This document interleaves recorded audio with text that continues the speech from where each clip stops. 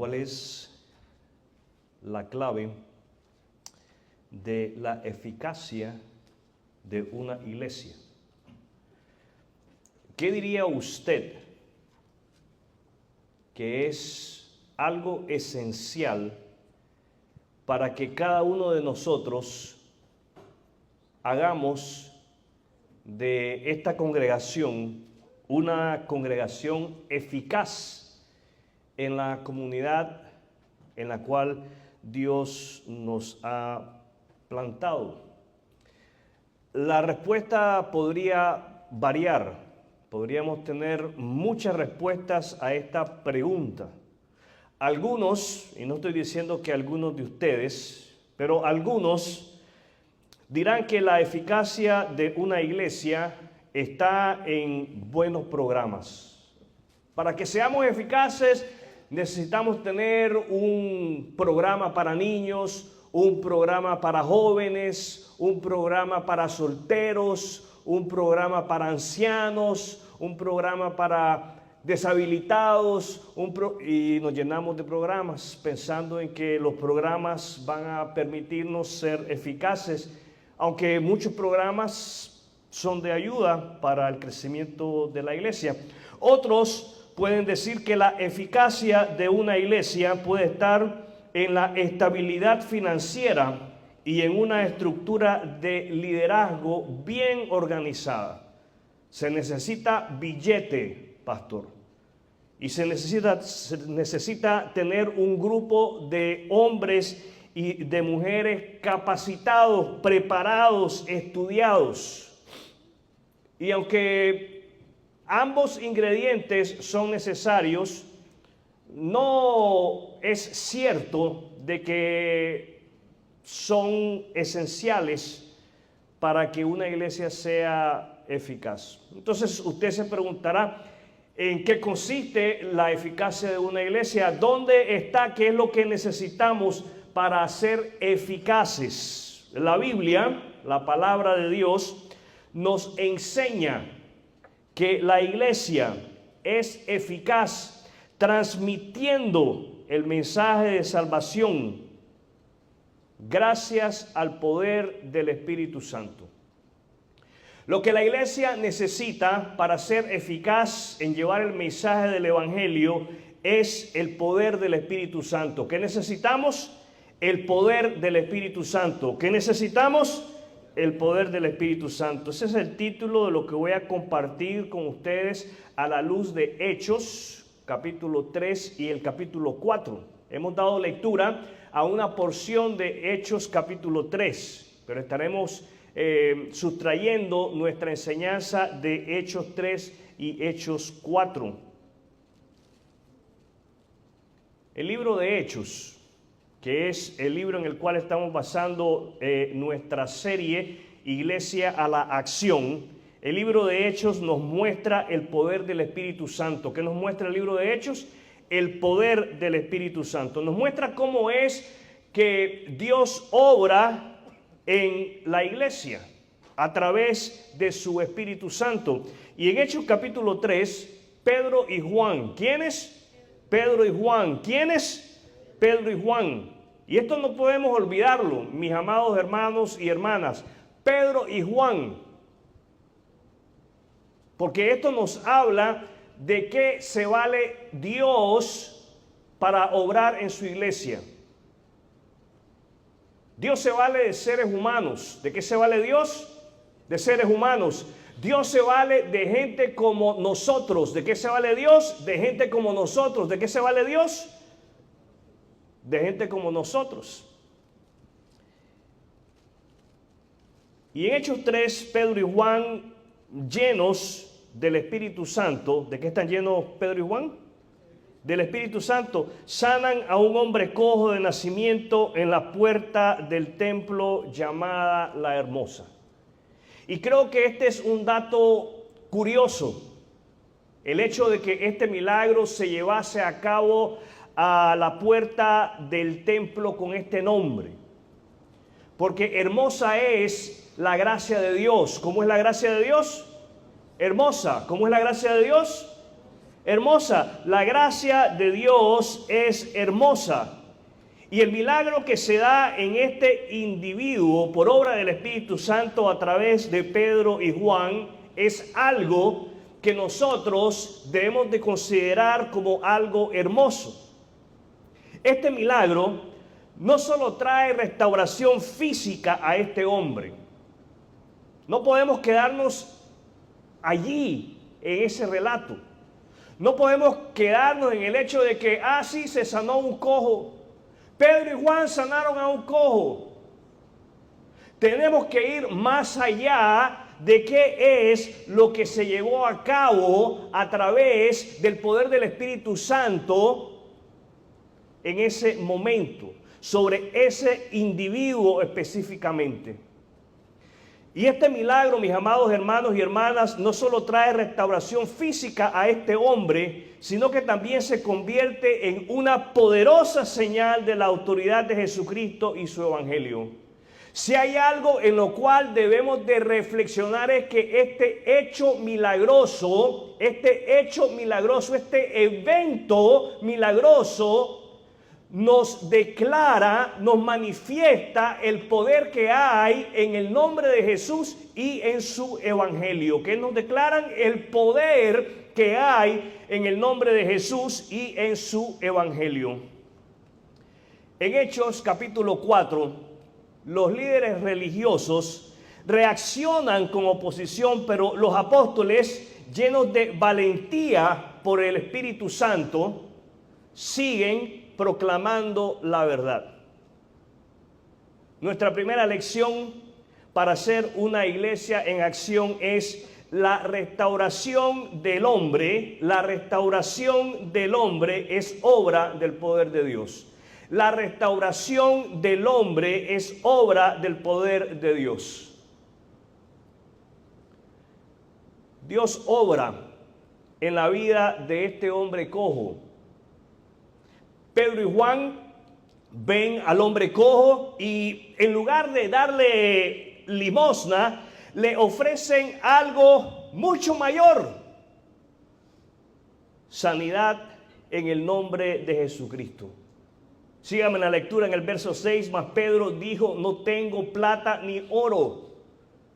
No tengo lo que me estás pidiendo. Continúo leyendo: pero lo que tengo te doy. En el nombre de Jesucristo de Nazaret, levántate y anda. No tengo plata, pero tengo a Cristo.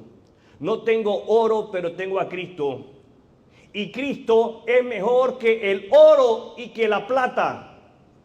Esta acción por parte de Pedro muestra cómo Dios obra en la vida de aquellos que están necesitados. Dios, mis amados hermanos, no solo quiere suplir nuestras necesidades temporales. Dios no solamente quiere suplir nuestras necesidades materiales, sino que Él desea transformar completamente nuestras vidas. ¿Qué desea hacer Dios? Transformar completamente nuestras vidas.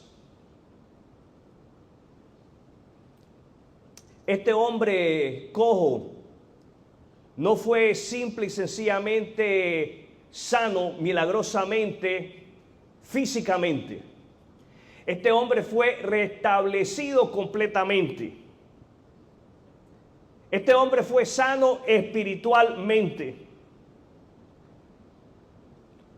Nosotros que estamos aquí sentados en una tarde como esta, tenemos que aprender a dejar de limitar nuestra fe.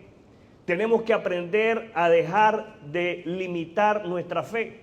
No limitemos nuestra fe a lo material. No busquemos a Dios simple y sencillamente para que nos conceda un deseo en cuanto a lo material se refiere. Tenemos nosotros que confiar en el poder de Dios para la salvación de las almas de aquellos que están a nuestro alrededor.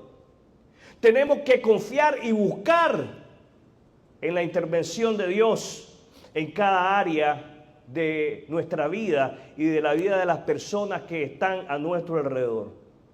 Dios sana al cojo. ¿Qué hace Dios? Sana al cojo. En el momento en que Pedro declara sanidad en el nombre de Jesús, el cojo recibe fuerza en sus piernas y sus pies y se levanta y camina. Verso 7, y tomándole por la mano derecha le levantó y al momento se le afirmaron los pies y tobillos. La sanidad del cojo es un testimonio visible del poder de Dios. Esa es la enseñanza que tiene este milagro en Hechos 3. Es una evidencia de que Dios es poderoso. Es una evidencia más, es una evidencia entre muchas de que Dios es poderoso. ¿Cómo es Dios? Poderoso. Dios, mis amados hermanos, no solamente es poderoso, Dios es soberano. Y Dios es soberano sobre nuestra salud, Dios es soberano sobre nuestra condición física. Y más importante aún, Dios es soberano en cuanto a lo espiritual. Dios está en control en cuanto a lo espiritual y nosotros tenemos que confiar en que Dios tiene el poder no solamente para sanarnos físicamente. Pastor, ¿continúa Dios haciendo milagros? ¿Continúa Dios sanando? Sí, Dios continúa sanando. Dios continúa haciendo milagros, pero más importante que sanarnos físicamente, más importante que quitarnos una enfermedad física, Dios está interesado en que nosotros seamos sanos espiritualmente. ¿En qué está interesado Dios? En que seamos sanos espiritualmente. Y Dios, aparte de restaurar al cojo, no solo lo restaura físicamente, sino que también lo restaura espiritualmente. Ponga atención a lo que leemos en el verso 8. Y saltando, se puso en pie y anduvo y entró con ellos en el templo, andando y saltando y alabando a Dios. Esa es la evidencia de un corazón restaurado espiritualmente. La evidencia de un corazón restaurado espiritualmente es que alaba a Dios. Le da a Dios ese lugar que Dios se merece en su vida. Y lo reconoce públicamente sin avergonzarse, sin limitaciones. ¿Cómo entró usted hoy a este lugar? ¿Cómo entró usted hoy a este lugar? Entremos a donde entremos. No solamente a este lugar, entremos a donde entremos alabando a Dios.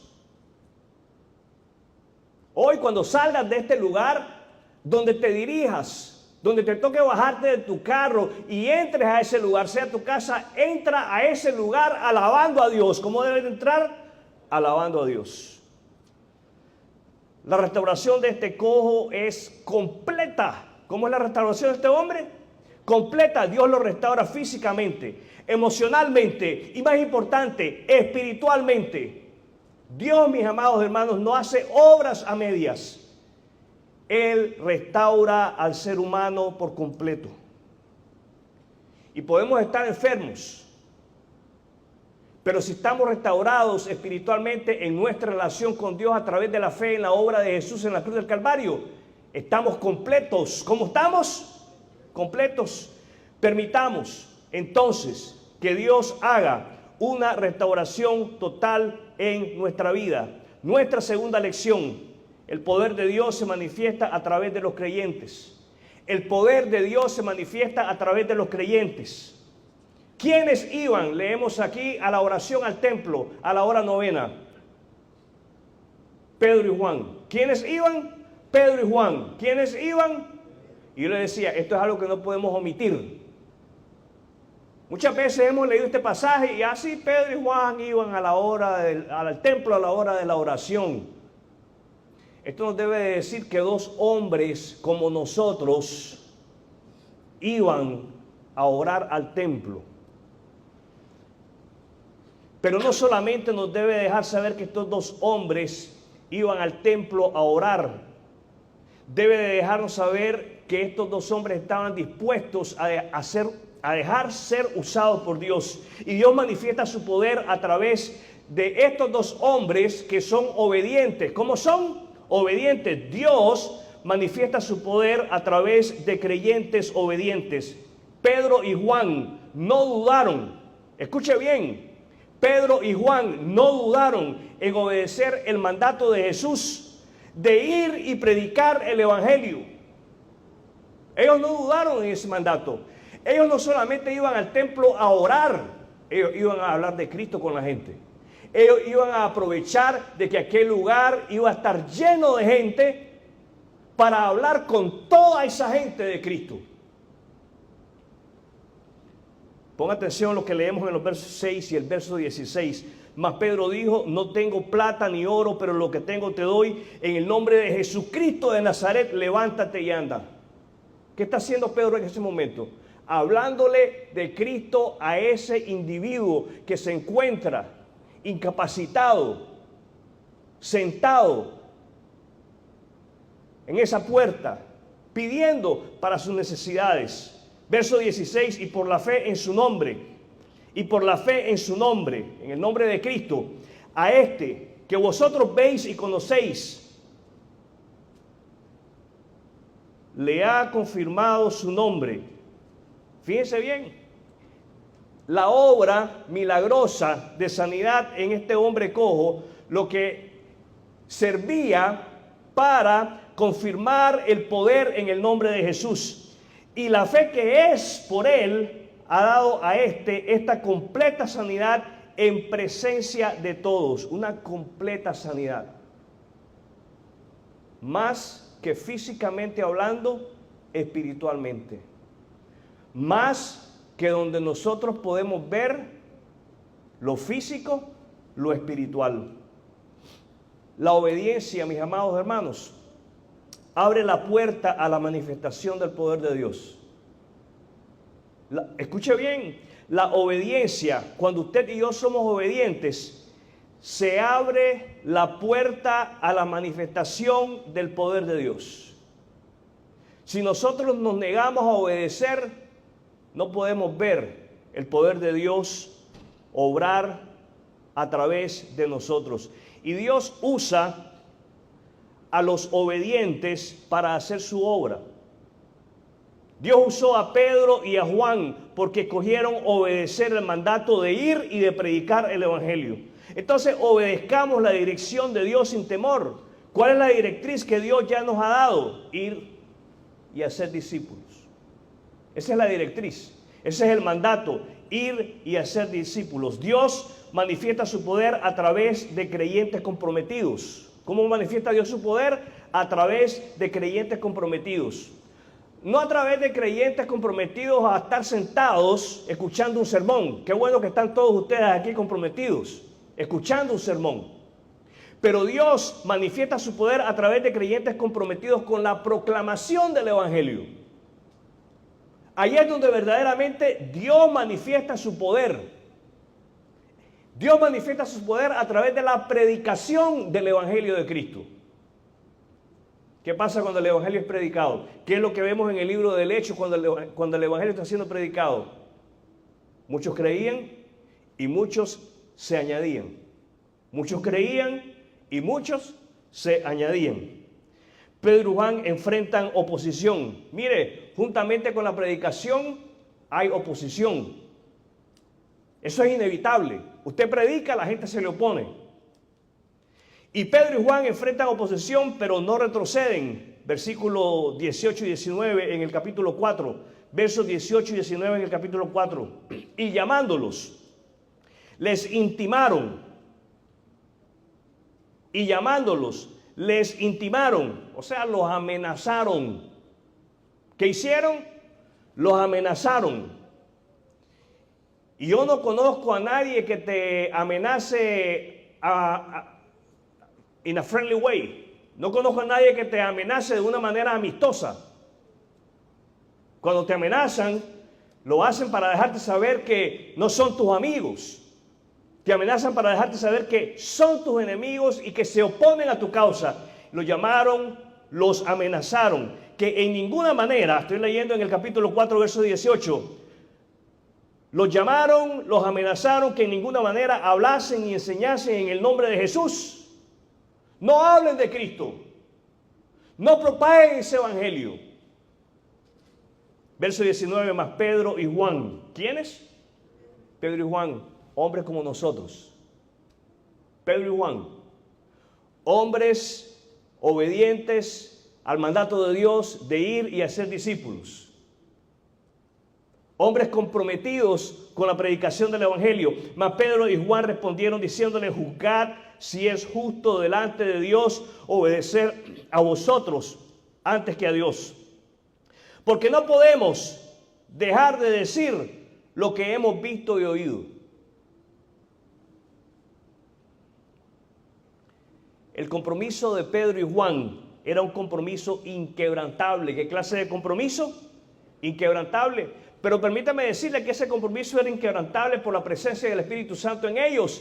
El Espíritu Santo está presente en todos los creyentes. ¿En quién está presente el Espíritu Santo? En todos los creyentes. El Espíritu Santo está presente en nosotros, en cada uno de nosotros. Eso quiere decir, mi querido hermano y hermana, que en usted está aquel quien lo lleva a tener una fe inquebrantable. Eso quiere decir que en usted está aquel quien lo lleva a no avergonzarse de hablar de Cristo con las personas. Eso quiere decir que en usted tiene a aquel quien obra poderosamente en los que permanecen firmes. Dios. ¿Quién? Dios obra poderosamente en los que permanecen firmes, en los que no se doblegan ni se dejan intimidar. Entonces, de la misma manera que Pedro y Juan, seamos firmes en nuestra fe, aun cuando enfrentemos oposición. Dios, mis amados hermanos, manifiesta su poder a través de los creyentes para su propia gloria. Es a través de cada uno de nosotros que Dios va a manifestar su poder. Dios no ha escogido manifestar su poder a través de las piedras. Dios ha escogido manifestar su poder a través de los creyentes en Cristo.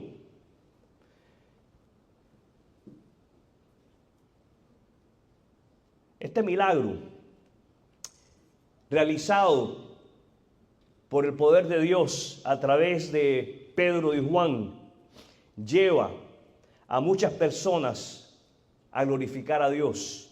Ponga atención a lo que leemos en el verso 21 del capítulo 4. Ellos entonces les amenazaron y les soltaron, no hallando ningún modo de castigarles por causa del pueblo, porque todos, lo leen conmigo, porque todos, ¿cuántos? Todos glorificaban a Dios por lo que se había hecho.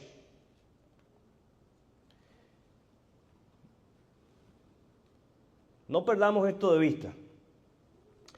El propósito final de todo milagro es dar la gloria a Dios. El propósito de todo milagro es dar a conocer a su Hijo Jesucristo.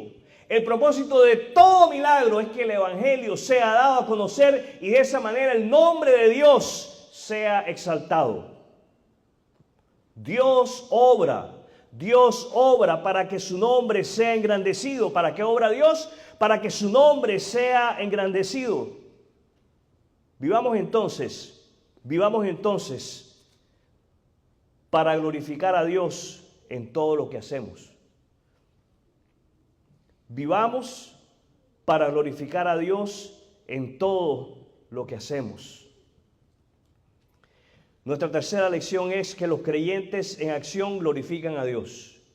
Los creyentes en acción glorifican a Dios. La obediencia de cada creyente glorifica a Dios.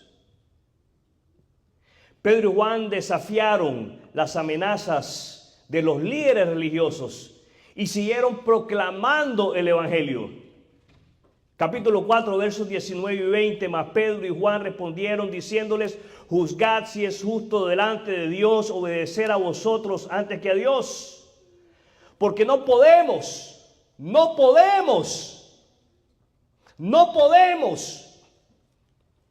dejar de decir lo que hemos visto y oído. Clase de compromiso este. No podemos. A pesar de cómo ustedes nos han tratado, cómo nos han amenazado, nosotros no podemos. Nosotros vamos a seguir proclamando el Evangelio de Jesucristo.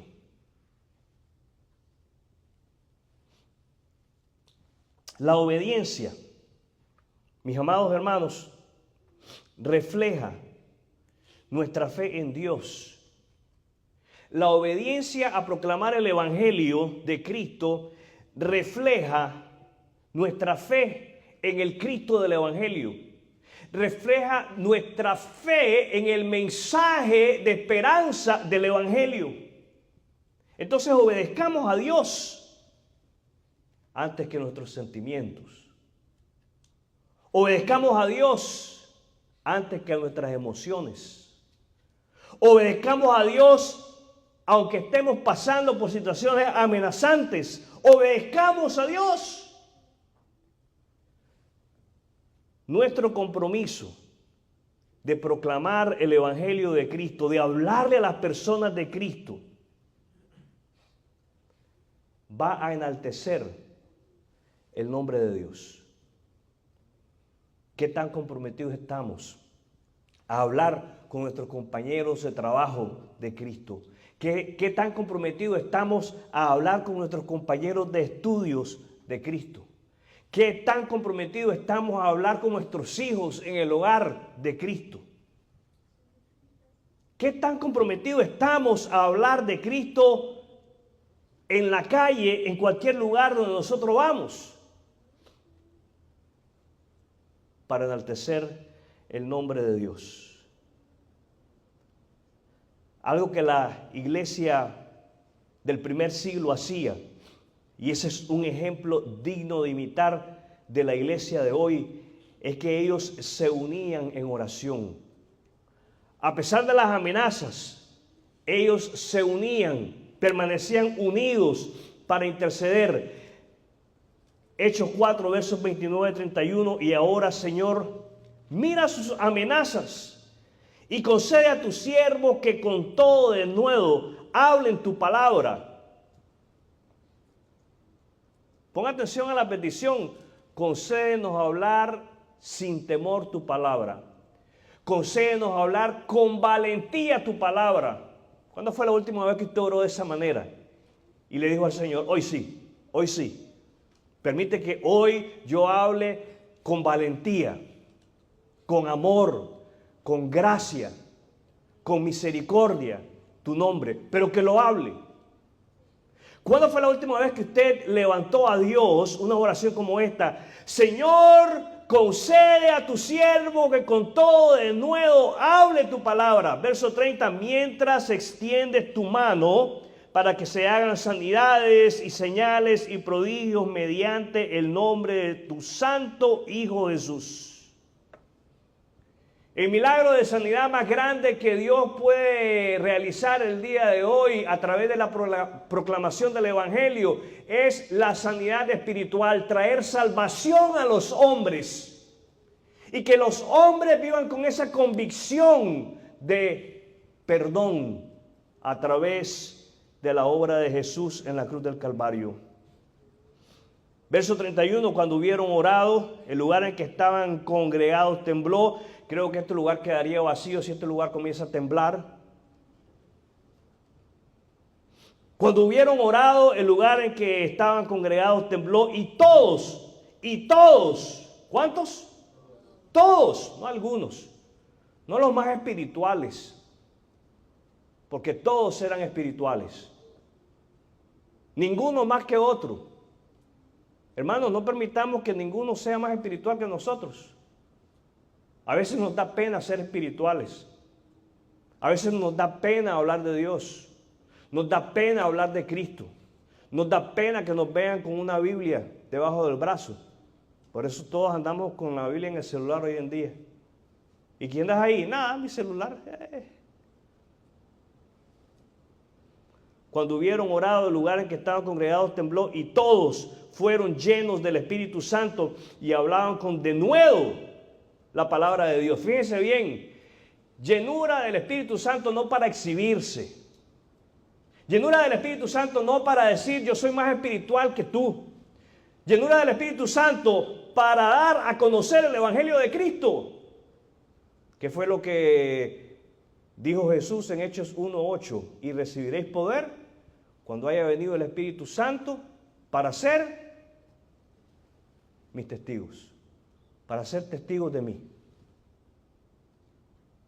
Llenos del Espíritu Santo para hablar con poder, autoridad y libertad el Evangelio de Cristo.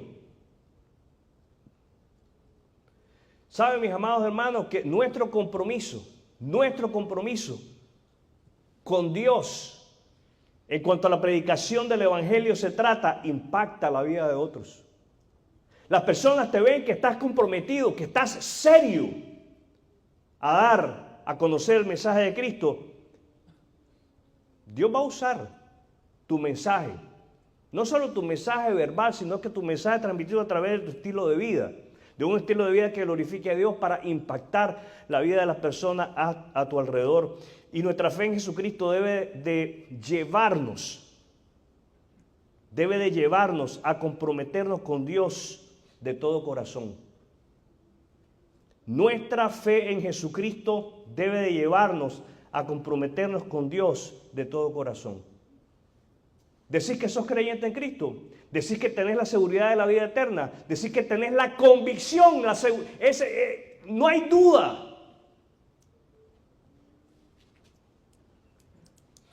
La evidencia de que tenés esa convicción está en tu predicación. Para predicar no hace falta pararse detrás de un púlpito. Para hablar de Cristo no hace falta que agarres un micrófono. Para hablar de Cristo no hace falta que te pongas una chaqueta. Pedro y Juan, cuando iban al templo a la hora novena a orar, no llevaban ni chaqueta, ni micrófono, ni megáfono. Iban vestidos como cualquiera en aquella época. Y nuestra obediencia y nuestro compromiso son el resultado, mis amados hermanos, de la obra del Espíritu Santo en cada uno de nosotros. Estos creyentes fueron llenos del Espíritu Santo y proclamaron la palabra de Dios sin temor.